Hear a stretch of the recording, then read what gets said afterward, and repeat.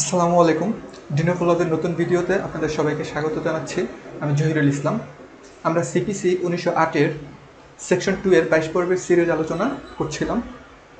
এর মধ্যে আমরা 17 পর্বের আলোচনা শেষ করেছি। আজকে আমরা 18তম পর্বের আলোচনা করব। তো আমাদের চ্যানেলে যারা নতুন আছেন তারা অবশ্যই আমাদের চ্যানেলটি সাবস্ক্রাইব করবেন এবং পাশে থাকা বেল আইকনটিতে ক্লিক করে রাখবেন। এবং যারা অলরেডি আমাদের চ্যানেলটি সাবস্ক্রাইব করে আছেন তাদের সবাইকে ধন্যবাদ। তো আজকে আমরা আমাদের মূল আলোচনায় যাই। বোর্ডে গিয়ে আমরা আজকে আমাদের আলোচনাটা স্টার্ট করি। CPC 1908। আজকে আমাদের আলোচ্য বিষয় হচ্ছে সেকশন 2 সাবসেকশন 17। আজকের আমাদের আলোচনার বিষয় হচ্ছে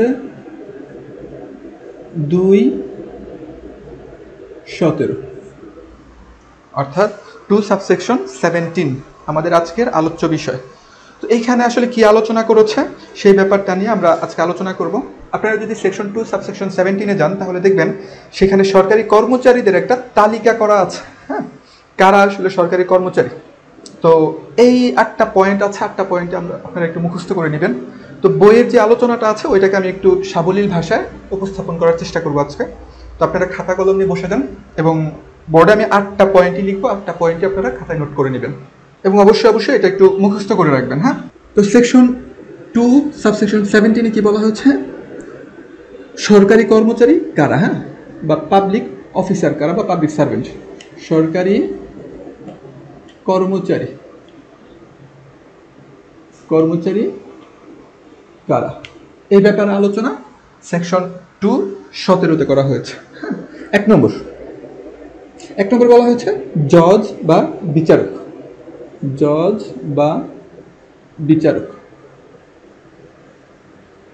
2 নম্বরে যাই আমরা। 2 নম্বরে বলা হচ্ছে BCS ক্যাডারের কথা। হ্যাঁ, BCS ক্যাডার। 3 নম্বরে যাই আমরা। 3 নম্বরে বলা হচ্ছে কমিশন প্রাপ্ত বা গেজেটেড অফিসার। হ্যাঁ, কমিশন প্রাপ্ত বা গেজেটেড অফিসার।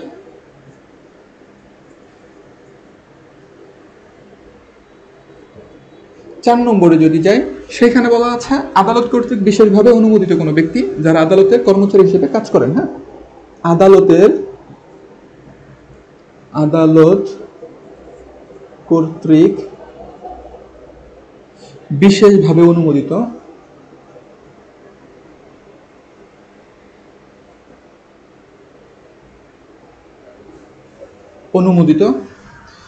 কোনো ব্যক্তি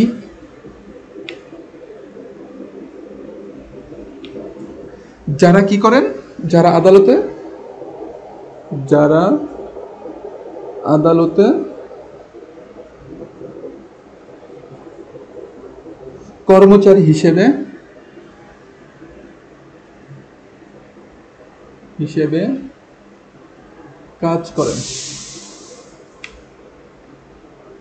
কর্মচারী হিসেবে কাজ করেন।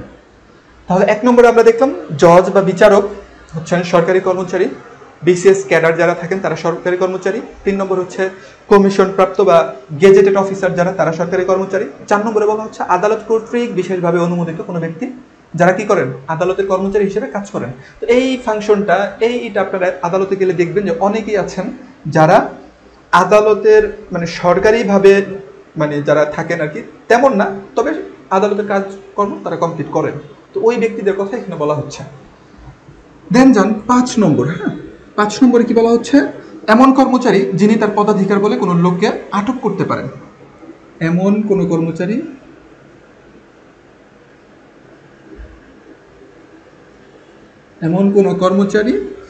যিনি তার পদাধিকার বলে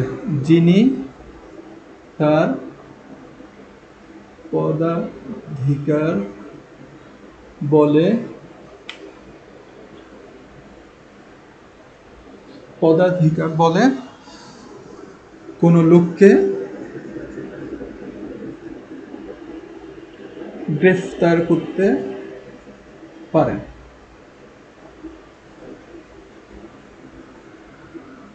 5 নম্বরে কি বলা হচ্ছে?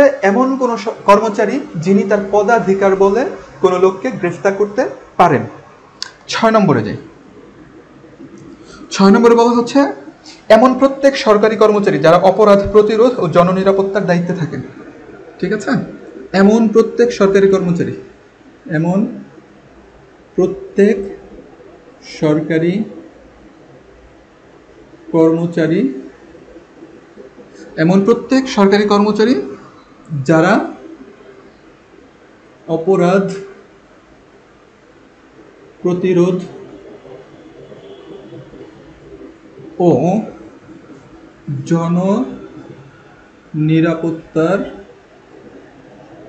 জননিরাপত্তার দায়িত্বে থাকেন।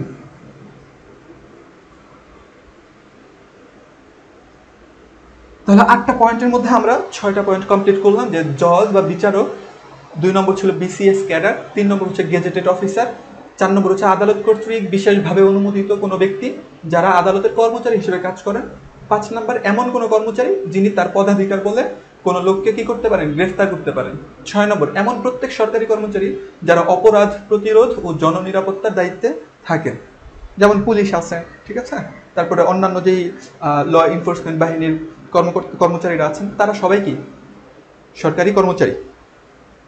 তারপরে থাকলো বাকি দুটা, 7 এবং 8। আমি এটা উপরে একটু লিখছি, তাহলে 7 নম্বরটা আমরা একটু নোট ডাউন করি। 7 নম্বরে কি বলা হচ্ছে, এমন প্রত্যেক ব্যক্তি যারা সরকারের পক্ষে সম্পত্তি গ্রহণ, সংরক্ষণ, জরিপ ইত্যাদি করে থাকেন। এমন প্রত্যেক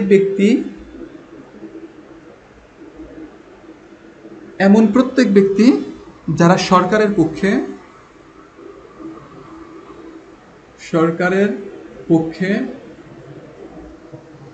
কি করে থাকেন, সরকারের পক্ষে সম্পত্তি গ্রহণ, তার সংরক্ষণ,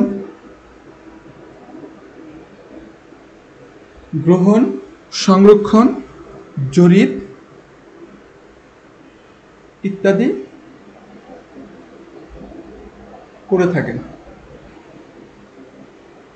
তাহলে 7 নম্বরে বলা হচ্ছে, এমন প্রত্যেক ব্যক্তি যারা সরকারের পক্ষে কি করেন, সম্পত্তি গ্রহণ করেন, সংরক্ষণ করেন, জরিপ করেন বা অন্যান্য সম্পত্তি রিলেটেড যে কাজগুলো আছে তা সরকারের পক্ষে করেন, তারা সবাই সরকারি কর্মচারী। দেন ফাইনালি 8 নম্বর, আবারও বলছি এই 8টা পয়েন্ট অবশ্যই আপনারা পড়ে ফেলবেন, মুখস্থ করে রাখবেন। হ্যাঁ, 8 নম্বর কি বলা হচ্ছে, এমন ব্যক্তি যাদের সরকারি কর্তব্য সম্পাদনের জন্য, হ্যাঁ, এমন ব্যক্তি যাদের সরকারি কর্তব্য সম্পাদনের জন্য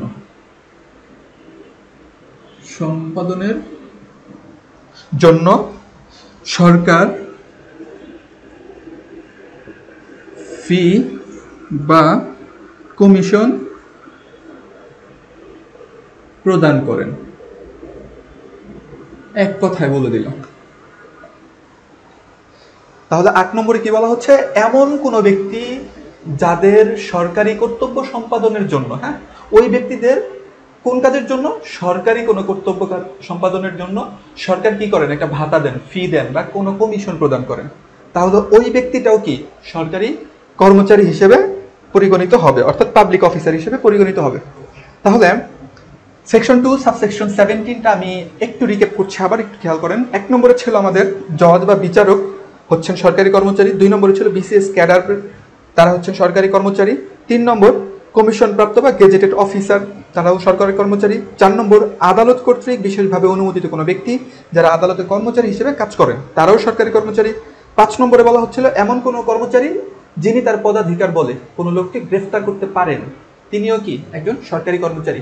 6 নম্বরে ছিল, এমন প্রত্যেক সরকারি কর্মচারী যারা অপরাধ প্রতিরোধ ও জননিরাপত্তার দায়িত্বে থাকেন, তারাও সরকারি কর্মচারী বা পাবলিক অফিসার। 7 নম্বরে ছিল, এমন প্রত্যেক ব্যক্তি যারা সরকারের পক্ষে কি করতে পারেন, সম্পত্তি গ্রহণ, সংরক্ষণ, জরিপ ও ইত্যাদি অন্যান্য যত কাজ আছে সম্পত্তি রিলেটেড তা করেন, তারাও কি সরকারি কর্মচারী। 8 নম্বরে ছিল, এমন ব্যক্তি যাদের সরকারি কর্তব্য সম্পাদনের জন্য কি করেন, সরকার একটা ফি প্রদান করেন অথবা একটা কমিশন প্রদান করে থাকেন, তারাও কি পাবলিক অফিসার। তাহলে আশা করি এইটুকু আলোচনা আপনারা মোটামুটি ক্লিয়ার হয়েছেন। আর এটা অবশ্যই সুন্দরভাবে খাতায় নোট নেবেন, বইয়ে একটু জটিলভাবে আছে, আমি সাবলীল ভাষায় উপস্থাপন করার চেষ্টা করেছি যেন আপনারা মনে রাখতে পারেন। ওকে, তো ইজিলি কয়েকবার পড়লে আপনাদের মাথায় এটা সেট হয়ে যাবে। তো পরিশেষে আমি একটা কথা বলবো, সেকশন 2 সাবসেকশন যতগুলো আছে, সেকশন 2 এর আন্ডারে যতগুলো সাবসেকশন আছে আমাদের সিপিসিতে, তার সবগুলোই আমাদের এই সিপিসি 1908-এর সেকশন 2 এর 22 পর্বের সিরিজ আলোচনায় আপনারা পেয়ে যাবেন। পাশাপাশি বার কাউন্সিলের যে অন্যান্য আরও সাবজেক্ট রয়েছে, এছাড়াও জুডিশিয়ারির যে সাবজেক্টগুলো রয়েছে, তার প্রত্যেকটা সাবজেক্টের আলোচনাই আপনারা কি করতে পারবেন, আমাদের এই DenovoLaws ইউটিউব চ্যানেল থেকে আপনারা দেখতে পারবেন। আশা করি ওই আলোচনাগুলো সহজ এবং সাবলীল ভাষায় আপনারা পাবেন। তো ওইখান থেকে দেখেও আপনারা বার কাউন্সিল এবং জুডিশিয়ারির প্রিপারেশনটা নিতে পারেন আইন বিষয়ক সাবজেক্টের। এছাড়া আরেকটা কথা আমি একটু বলি এখানে শেষ করার আগে, সেটা হচ্ছে আপনারা যখন আমাদের ইউটিউব চ্যানেল সার্চ করবেন, হ্যাঁ ইউটিউব, অর্থাৎ এটা ধরেন ইউটিউব বার, সার্চ বার, এই সার্চ বারে আপনারা যখন কি করবেন, এটা ইউটিউব সার্চ বার, হ্যাঁ, তো এখানে যখন সার্চ করবেন তখন অবশ্যই এইভাবে সার্চ করবেন। যেমন আপনার এভিডেন্স অ্যাক্টের ভিডিও দরকার, হ্যাঁ, তাহলে লিখবেন প্রথমে ডিনোভো, LAWS, DenovoLaws, তারপরে লিখবেন এভিডেন্স অ্যাক্ট, এভিডেন্স অ্যাক্ট। অথবা আপনার এখানে দরকার হচ্ছে সিপিসির ভিডিও, তাহলে আপনি লিখবেন প্রথমে DenovoLaws, DenovoLaws, তারপরে লিখবেন সিপিসি। আবার যদি আপনার দরকার পড়ে সিআরপিসির ভিডিও, তাহলে আপনি লিখবেন DenovoLaws CRPC। তো এইভাবে প্রত্যেকটা কিওয়ার্ডের শুরুতে যদি আমাদের DenovoLaws-এর নামটা আপনি ইউজ করেন, তাহলে আমাদের সকল ভিডিও, যেমন সিআরপিসির সকল ভিডিও আপনি একসাথে পেয়ে যাবেন, কিংবা সিপিসির সকল ভিডিও একসাথে পেয়ে যাবেন। অর্থাৎ সার্চ করার সুবিধার্থে আপনি অবশ্যই প্রত্যেকটা সাবজেক্ট সার্চ করার পূর্বে DenovoLaws এই কথাটা আপনি শুরুতে বসিয়ে নেবেন, অথবা DenovoLaws একাডেমি, ঠিক আছে, DenovoLaws একাডেমিও আপনি ইউজ করতে পারেন। দেন আপনি কিওয়ার্ড সার্চ করেন, এভিডেন্স অ্যাক্ট, সিপিসি, সিআরপিসি, টিপি অ্যাক্ট, কন্ট্রাক্ট অ্যাক্ট, ঠিক আছে, ল্যান্ড ল, যা খুশি তা সার্চ করেন। বাট শুরুতে, অথবা ধরেন আপনি শুরুতে লিখলেন না, সিপিসি লেখার পরে আপনি লিখতে পারেন, এইভাবেও লিখতে পারেন। যেমন সিপিসি আপনি খুঁজছেন, সিপিসি DenovoLaws, এভাবে যদি খোঁজেন, অর্থাৎ আপনি যখনই ইউটিউবের সার্চ বারে খুঁজবেন তখন অবশ্যই DenovoLaws কথাটাকে সাথে জুড়ে দিবেন, তাহলে আমাদের আলোচনাগুলো আপনি ইজিলি পেয়ে যাবেন। এটা হচ্ছে আপনাদের সময়টা বাঁচানোর জন্য। ওকে, তো আশা করি আপনারা আমাদের আলোচনাগুলো ইজিলি বুঝতে পেরেছেন এবং সুন্দরভাবে নোটও নিয়েছেন। তো পরবর্তী ভিডিও দেখার আমন্ত্রণ জানিয়ে আজকে এখানে শেষ করছি। সবাই ভালো থাকুন, সুস্থ থাকুন এবং দেখতে থাকুন DenovoLaws। আমাদের চ্যানেলটি ভালো লাগলে সাবস্ক্রাইব করুন এবং যুক্ত থাকুন আমাদের ফেসবুক পেজ ও গ্রুপে। ধন্যবাদ সবাইকে, আল্লাহ হাফেজ।